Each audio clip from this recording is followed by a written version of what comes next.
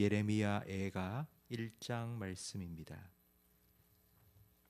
구약 성경 1142면입니다.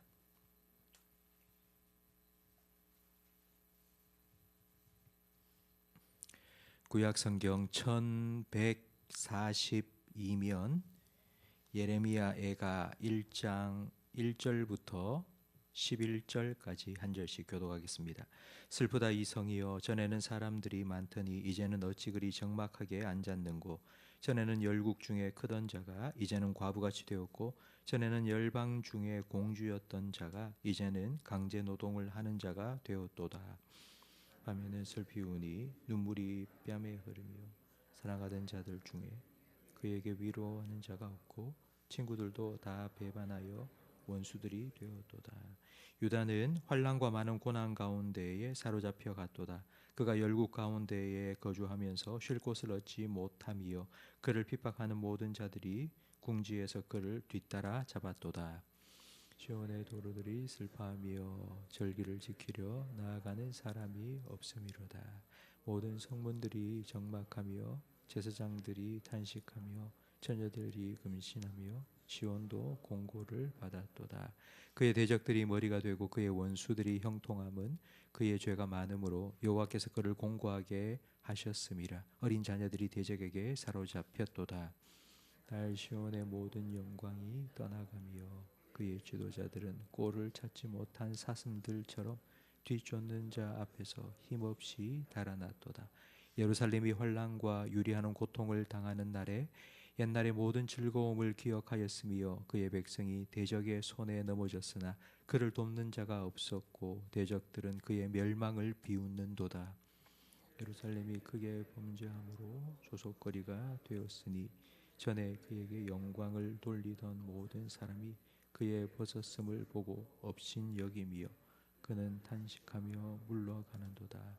그의 더러운 것이 그의 옷깃에 묻어 있으나 그의 나중을 생각하지 아니하며 그러므로 놀랍도록 낮아져도 그를 위로할 자가 없도다. 여호와여, 원수가 스스로 큰 체하오니 나의 환난을 감찰하소서. 대적이 손을 펴서 그의 모든 보물들을 빼앗았나이다. 주께서 이미 이방인들을 막아 주의 성회에 들어오지 못하도록 명령하신 그 성소에 그들이 들어간 것을 예루살렘이 보았네. 함께 읽습니다. 그 모든 백성이 생명을 이으려고 보물로 먹을 것을 바꾸었더니 지금도 탄식하며 양식을 구하나이다. 나는 비천하오니 여호와여 나를 돌보시옵소서. 아멘. 선지자의 역할은 두 가지인데요, 검사와 변호사입니다. 이스라엘 백성에게는 하나님의 말씀을 전하며 회개를 촉구하는, 그리고 또 심판을 선포하는 검사의 역할을 했지만, 하나님 앞에서는 죄에 대한 심판을 받고 만신창이가 된 이스라엘 백성의 편이 되어서 하나님 긍휼을 베풀어 주십시오, 불쌍히 여겨 주시고 용서해 달라고 호소하는 바로 변호사의 역할을 했습니다. 이 검사와 변호사는 하나가 될 수 없습니다. 서로 대적하고 서로 싸우는 이 사람들인데, 이 두 가지를 선지자 한 사람이 감당하면서 얼마나 힘들었겠습니까? 이 역할을 하면서 가장 힘들어했던 선지자가 바로 예레미야입니다. 그래서 그의 별명이 눈물의 선지자입니다. 예레미야는 하나님을 버리고 우상을 섬기며 열국의 강한 나라들을 의지하는 유다에 회개하지 않고 하나님께로 돌이키지 않으면 하나님께서 바벨론을 들어 너희를 심판하실 것이라고 예언했지만 왕과 백성들은 듣지 않았습니다. 자기가 예언한 대로 바벨론에 쳐들어와서 멸망시킨 예루살렘과 그리고 무너진 성벽을 바라보면서 예레미야 애가를 기록했습니다. 애가는 슬픈 노래라는 뜻입니다. 바벨론은 이스라엘뿐만 아니라 모든 나라들을 쓰나미처럼 휩쓸고 지나갔습니다. 예루살렘만 파괴된 것이 아닙니다. 그럼에도 예레미야가 예루살렘을 바라보며 이렇게 슬퍼한 이유가 있습니다. 예루살렘은 난공불락의 요새였습니다. 여호수아가 가나안 땅을 정복한 후 끝까지 가나안 족속들이 자리를 잡고 살았던 지역이 바로 예루살렘입니다. 그만큼 정복하기가 힘든 곳이었습니다. 나중에 다윗이 왕이 되고 난 후에야 다윗이 군사를 거느리고 예루살렘을 정복하고 완전히 이스라엘 영토로 삼게 되었습니다. 두 번째, 예루살렘은 성전이 있는 곳입니다. 성전은 하나님께서 자기 이름을 두시려고 정하신 곳입니다. 하나님께서 여기 함께 계시고 하나님께서 우리를 지켜주시며 하나님께서 계시겠다고 약속하신 이 성전을 하나님 자기 명예를 위하여 결코 무너뜨리지 않고 지켜주실 것이라는 믿음과 확신이 있었습니다. 그런 예루살렘이 함락되었고 철저히 파괴되었으니 충격은 2배요 슬픔은 3배로 컸습니다. 1절 말씀해 보니 슬프다라고 시작합니다. 사람들로 북적이던 곳이 적막강산이 되었습니다. 한때는 공주였던 예루살렘이 이제는 몸종이 되어서 강제 노동을 하게 되었습니다. 4절 말씀해 보면 절기를 지키러 나아가는 사람이 없음이로다고 말씀합니다. 성전이 있을 때에, 성전이 파괴되기 전에는 하나님을 예배하기 위해서 전국에서 사람들이 모여들어 북적거렸습니다. 그런데 그렇게 모여들었던 사람들은 다 포로로 끌려가고 성전은 파괴되었습니다. 왜 이런 일이 일어났을까요? 원인이 무엇일까요? 왜 예루살렘이 이토록 고통을 겪고 있는 걸까요? 그 이유가 5절 말씀에 기록되어 있습니다. 그의 대적들이 머리가 되고 그의 원수들이 형통함은 그의 죄가 많음으로 여호와께서 그를 공고하게 하셨습니다. 신명기 28장에 하나님께서는 하나님의 율법의 말씀을 들은 이스라엘 백성에게 선택하라고 말씀하셨습니다. 그리심산과 에발산에서 하나님의 말씀에 순종하며 살면 머리가 되고 꼬리가 되지 않을 것이고 들어가도 복을 받고 나가도 복을 받고 어디를 가든지 형통케 될 것이라고 약속해 주셨고요. 만약 그렇지 않고 하나님 말씀에 불순종하면 너는 꼬리가 되고 너의 원수가 머리가 될 것이며 너의 원수가 어디를 가든지 너를 이겨 형통하게 될 것이라고 말씀하셨습니다. 오늘 5절 말씀해 보니 바로 하나님께서 약속하신 그 저주가 예루살렘에 이스라엘에 이루어진 겁니다. 그들의 대적들이 머리가 되었고 원수들이 형통하게 되었습니다. 이스라엘 백성, 하나님 백성이 누려야 할 복을 원수들이 누리고 있습니다.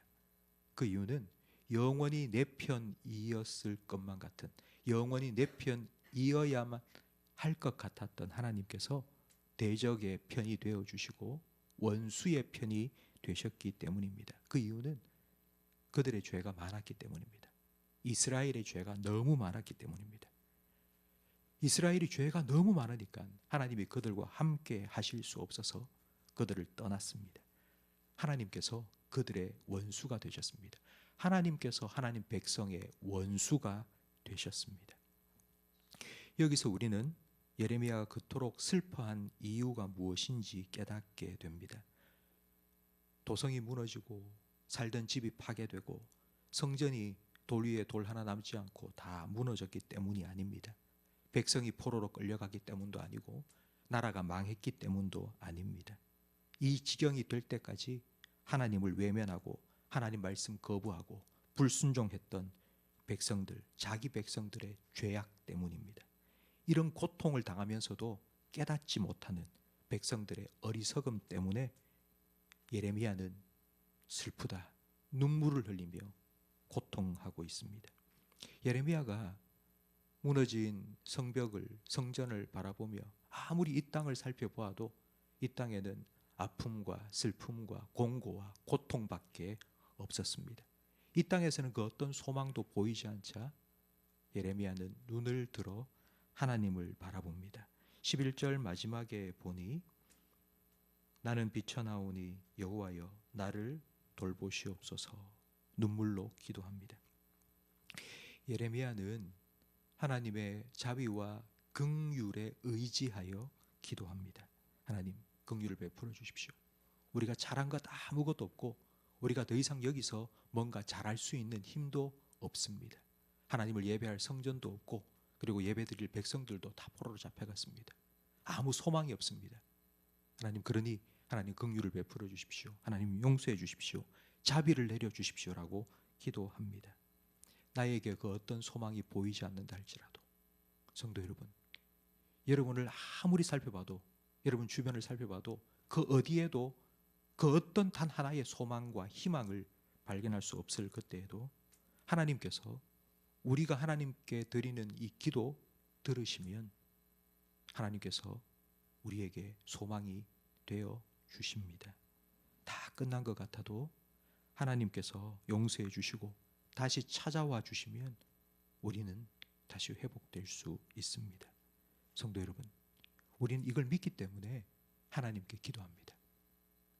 우리가 무언가를 잘해서 내가 기도 응답을 받을 만한 자격이 되어서 하나님 앞에서 당당하게 기도할 수 있다면 우리는 이런 기도를 드리지 못할 때가 100배, 1000배 더 많을 겁니다.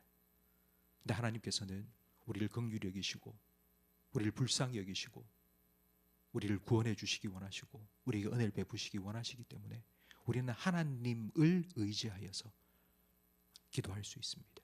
우리가 기도할 수 있는 이유는 우리에게 문제가 생겼기 때문이 아닙니다. 하나님께서 우리를 불쌍히 여기시기 때문이고 하나님께서 우리에게 은혜를 베풀어 주시기 때문입니다. 하나님께서 우리 기도에 귀 기울이시고 들으시기 때문에 우리는 그 이유 때문에 하나님께 기도할 수 있습니다. 성도 여러분, 저는 여러분들이 이 하나님을 온전히 믿기를 간절히 바랍니다. 나를 믿지 말고 나에게 무슨 기도 응답을 받을 만한 근거가 있기 때문에 내가 뭔가를 잘하고 있기 때문에 이 기도는 분명히 들어주실 거야, 그런 생각하지 마시고 내가 잘할 때나 못할 때나 언제나 하나님께서 우리에게 은혜를 베풀어 주신다는 분명한 믿음 가지고 하나님 앞에 나와 하나님의 은혜 보좌 앞에 나와 기도하시고 은혜를 구하시기 바랍니다. 하나님께서 우리 기도에 귀 기울여 들으시면 그때부터 우리의 삶에 소망이 생기고 희망이 생기고 회복이 시작될 줄로 믿습니다. 오늘 이 시간이 바로 그 하나님께 여러분의 마음속에 담고 있는 아픔과 슬픔을 다 내려놓고 기도하고 회복이 시작되는 시간이 될 수 있기를 예수님 이름으로 축복합니다. 기도하겠습니다. 하나님 아버지, 예레미야의 눈을 들어 무너진 성벽과 파괴된 성전을 바라보게 하시며 하나님의 마음으로 아파하고 고통스러워하며 슬퍼하며 눈물로 기도하게 하신 것처럼 우리의 눈을 들어 무너진 곳을 바라보게 해 주시옵소서. 우리 자녀들의 삶에 무너진 곳을 우리가 막아서게 해 주시고 이 땅에 무너져가는 정의와 공의를 바라보며 하나님 아버지의 마음으로 기도할 수 있는 마음을 우리에게 허락해 주시옵소서. 기도의 파수꾼이 되어서 그리고 기도의 불침번이 되어서 하나님의 자비와 긍휼을 구하며 기도하러 나온 오늘 우리 모든 성도들의 기도에 하나님 귀 기울여 주시옵소서. 하나님의 때에 하나님의 방법으로 응답하여 주시옵소서. 예수님 이름으로 기도합니다. 아멘. 교회를 위한